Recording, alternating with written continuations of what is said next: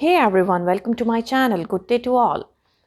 My name is Shamiya और हम करेंगे social and political life text book of class 6 मतलब कि सिविक्स हम करेंगे और सिविक्स में फर्स्ट चैप्टर है आपका अंडरस्टैंडिंग डाइवर्सिटी। तो आज हम इस चैप्टर को स्टार्ट करेंगे। Look around you in the classroom, do you see anyone who looks exactly like you do? Understanding diversity, understanding means समझना, डाइवर्सिटी का मतलब होता है अलग अलग, मतलब हर जगह हर तरह के लोग रहते हैं। एक ही तरह के प्लांट्स आपको एक जगह नहीं मिलेंगे। आपकी क्लास में भी बहुत अलग अलग जगह से लोग आते हैं, अलग अलग कल्चर से बिलोंग करते हैं। तो इस तरीके से घर में रहन सहन जो होगा सबका घर में अलग अलग होगा। तो that is known as diversity. मतलब हमारा खाना खाने का तरीका सबका अलग है, खाना जो घर में बनता है वो अलग तरीके से बनता है, इवन जो हम कपड़े पहनते हैं वो भी सबके अलग अलग हैं। तो ये क्या होता है, ये होती है डाइवर्सिटी। ठीक है। Look around you in the classroom, अब आप अपनी क्लासरूम में देखिए क्या आपके जैसा कोई एग्जैक्टली दिखाई दे रहा है।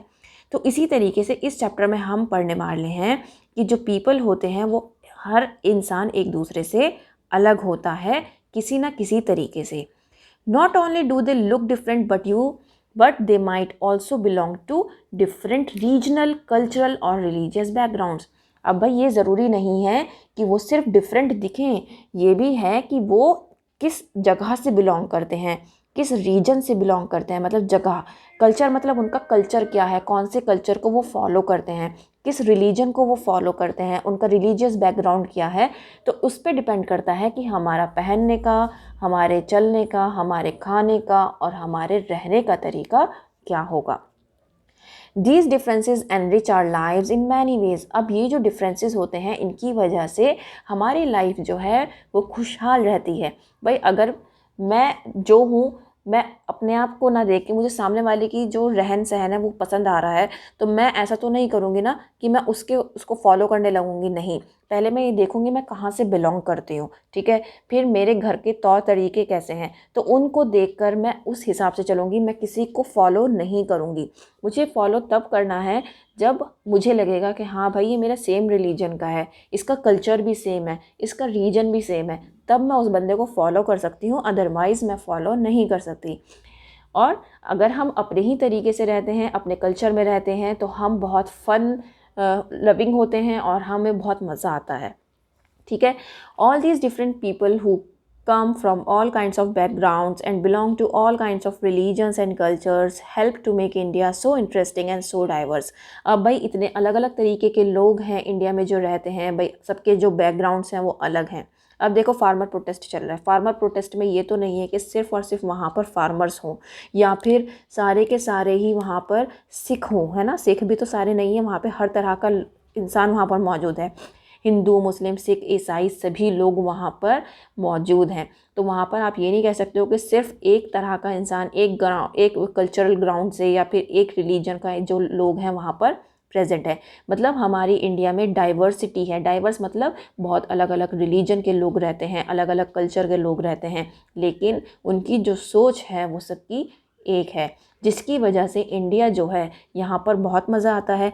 क्यों आता है भाई? यहाँ पर जब अलग अलग रिलीजन है तो सबके फेस्टिवल्स भी तो अलग अलग हैं। जब रिलीजन अलग हैं तो सबके पहनने ओढ़ने का तरीका अलग है, सबके खाना खाने का तरीका अलग है। हर फेस्टिवल में कुछ ना कुछ नया होता है, तो वो सब चीज़ें हैं। तो इस वजह से सब कुछ बहुत इंटरेस्टिंग हो जाता है। तो इंडिया जो है कल्चरल लैंड है जहाँ पर हमें बहुत मज़ा आता है और बहुत सारे कल्चर्स देखने को मिलते हैं। How did India become like this? अब इंडिया इस तरीके से कैसे बनी? Are all kinds of differences a part of diversity? अब क्या ये सारी जो डिफरेंस हमें दिखाई दे रहा है ये सिर्फ डाइवर्सिटी का ही डिफरेंस है कि इंडिया इतनी अच्छी नज़र आ रही है हमें? Can diversity also be a part of unity? क्या ये यूनिटी भी कह सकते हैं हम कि भाई सब लोग यूनाइटेड हैं, एक जगह हैं, इस वजह से और डाइवर्सिटी भी हो रही है? अब इस क्वेश्चन का जो आंसर है हमें कहाँ से मिलेगा? हमें मिलेगा चैप्टर के अंदर से। अब हम चैप्टर स्टार्ट करते हैं। 3 children around your age have drawn the figures above. अब देखो ये जो बच्चों ने ये क्या की है, 3 पिक्चर्स ड्रॉ की हैं। Use the empty box to draw your human figure. अब आप भी क्या करिए, एक ह्यूमन फिगर को ड्रॉ करिए, मतलब एक इमेजिन करिए और उसको ड्राइंग पे, मतलब आप ड्राइंग पेपर पर उसको ड्रॉ कर दीजिए। आपको कहीं से देखना नहीं है, सिर्फ अपनी इमेजिनेशन से करना। ठीक है। अब आप देखोगे क्या आपको लगता है कि जो आपने ड्राइंग बनाई है वो इन सब से मेल खाती है या अलग है?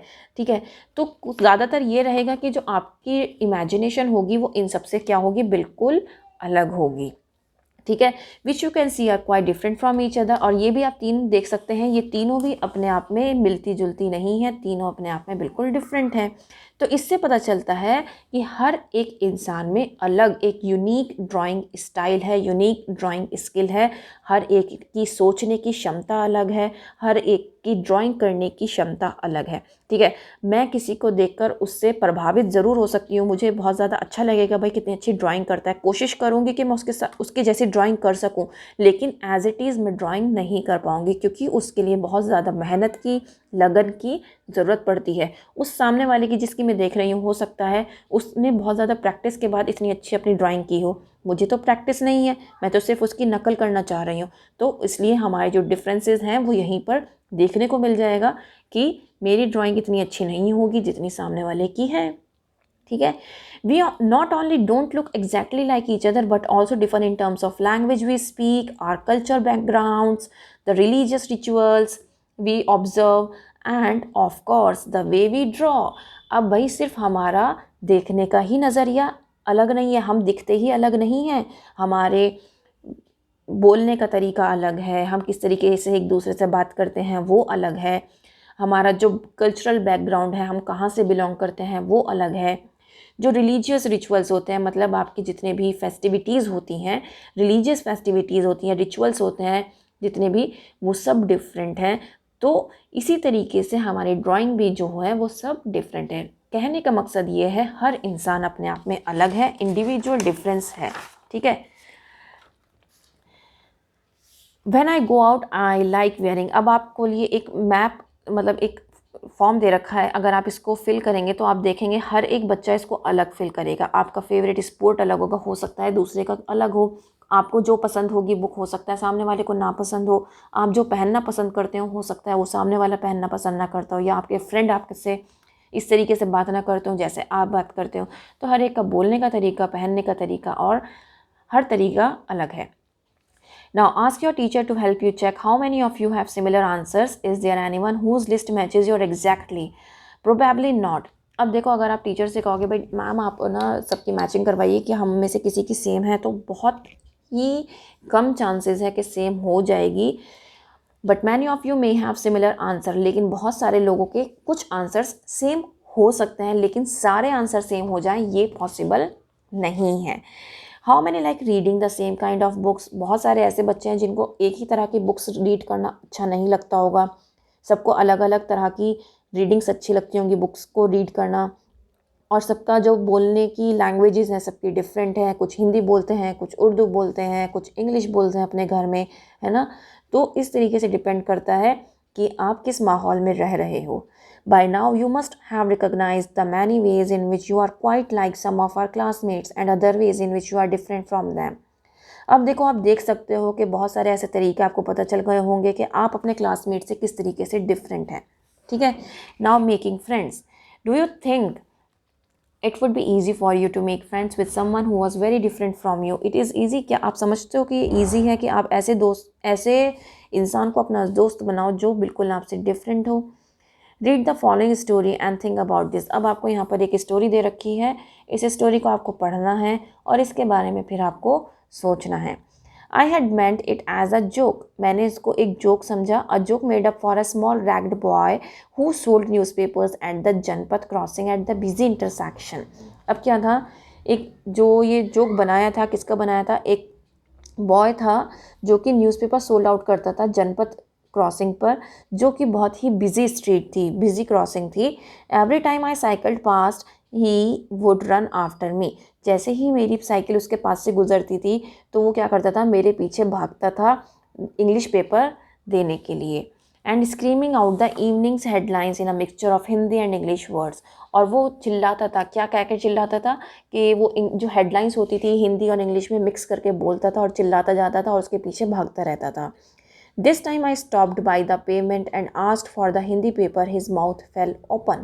अब मैंने क्या किया, मैं साइड में रुका जहाँ पर मुझे पैर रखने की जगह मिली। पेवमेंट मतलब थोड़ी सी ऊंची जगह जहाँ पर आप पैर रख के रुक सकते हो।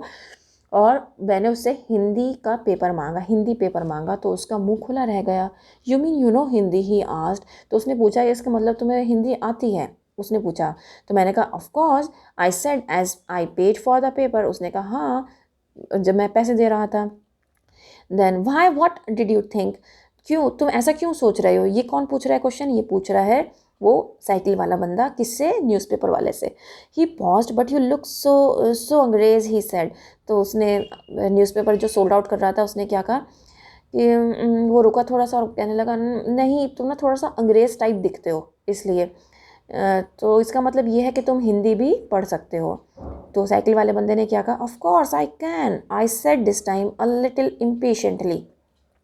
इस बार उसने थोड़ा सा इम्पेशेंट होकर कहा, झल्ला कर कहा, I can speak, read and right Hindi, Hindi is one of the subject I study in school. और कहा कि मैं पढ़ भी सकता हूँ और रीड भी कर सकता हूँ, मतलब पढ़ सकता हूँ, लिख सकता हूँ और बोल भी सकता हूँ हिंदी, क्योंकि हिंदी मेरे सब्जेक्ट है स्कूल में। ये बात कौन बोल रहा था, जो साइकिल वाला बंदा था। अब किसकी बात आई, अब आई बात जो ये न्यूज़पेपर बेच रहा था। उसने कहा सब्जेक्ट्स, सब्जेक्ट्स मतलब उसके समझ में नहीं आया subjects. How could I explain what a subject was to someone who had never been to school. अब वो सोचने लगा साइकिल वाला कि मैं किसी इंसान को सब्जेक्ट का मतलब कैसे समझा सकता हूँ जो कभी स्कूल गया ही नहीं। Well it is something I began but the lights changed. अब मैंने उसको समझाने की कोशिश करनी शुरू ही की थी, इतने में क्या हुआ, जो रेड लाइट थी वो ख़त्म होकर ग्रीन लाइट में चेंज हो गई, क्योंकि वो रेड लाइट पर रुका हुआ था। And the honking behind me grew 100-fold and I let myself be pushed along with the rest of the traffic.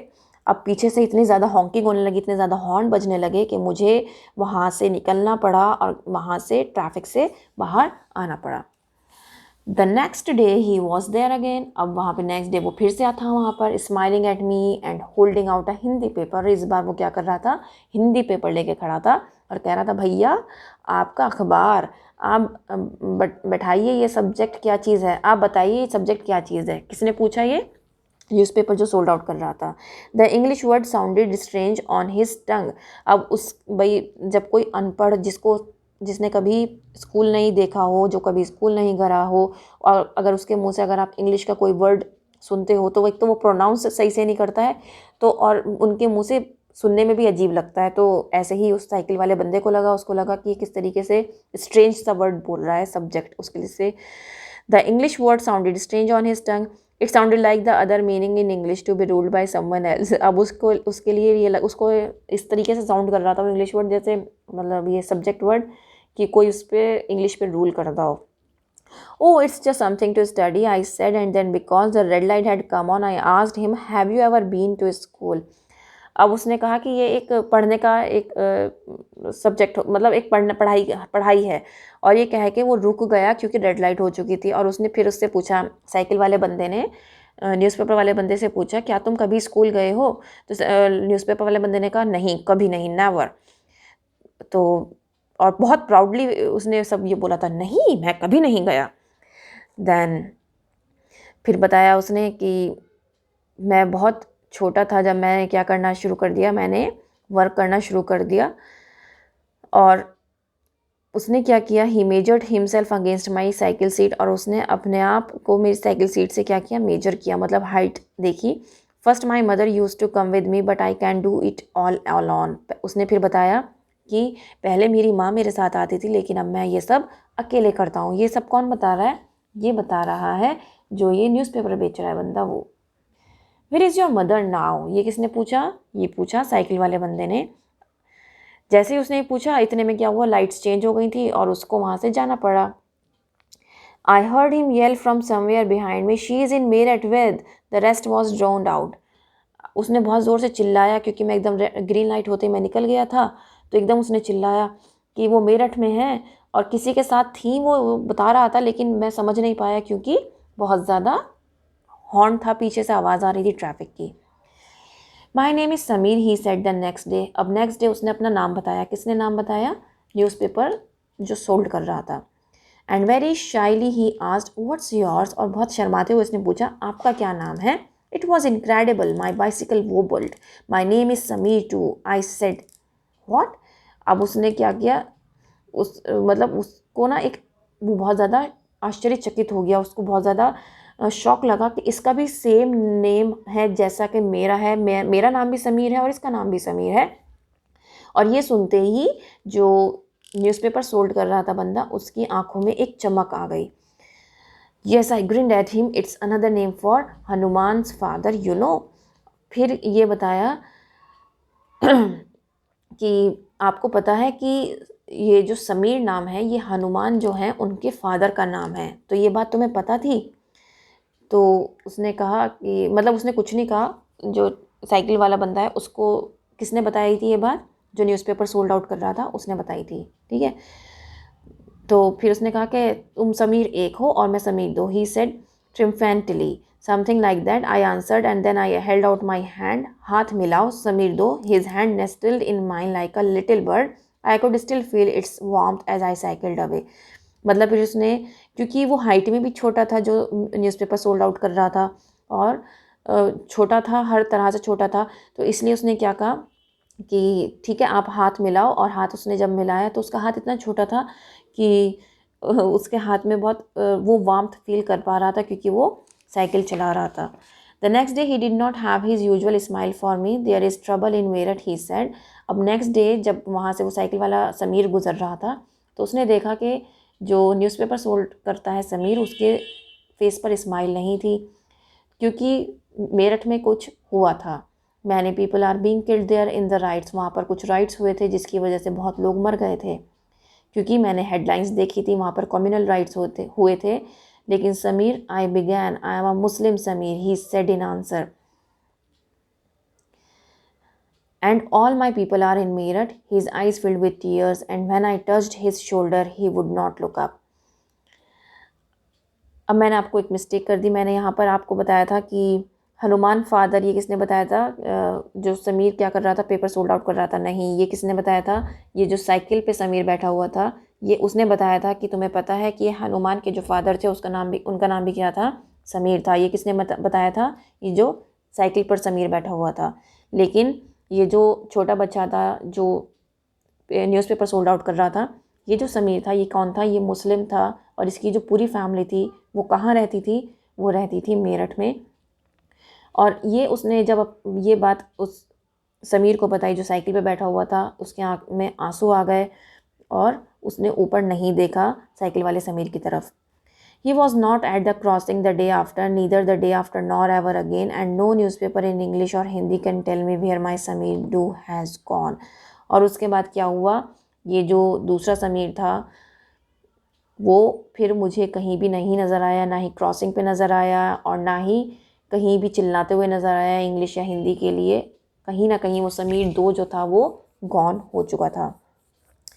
अब इस स्टोरी में समीर एक कौन था? समीर एक था साइकिल वाला समीर, और समीर दो था जो न्यूज़पेपर सोल्ड आउट कर रहा था समीर। वो जो साइकिल वाला समीर था, समीर एक जो था वो हिंदू था, और समीर दो जो था जो सोल्ड आउट कर रहा था न्यूज़पेपर, वो कौन था? मुस्लिम था, जिसकी फैमिली कहाँ रहती थी? मेरठ में रहती थी। अब देखो नेक्स्ट पढ़ते हैं। While Sameer Ek is more familiar with English, Sameer Do speaks Hindi. Although they both are more at home in different languages, they still communicated with each other. अब देखो, कहने को समीर एक और समीर दो दोनों ही क्या थे? दोनों एक दूसरे से अलग थे। क्यों? क्योंकि समीर एक जो था वो इंग्लिश जानता था और समीर दो जो था वो सिर्फ हिंदी जानता था। लेकिन इनके घरों में क्या था? डिफरेंट लैंग्वेजेस थी, इस वजह से ये दोनों लैंग्वेजेस आराम से समझ सकते थे, इसीलिए इन्होंने क्या किया?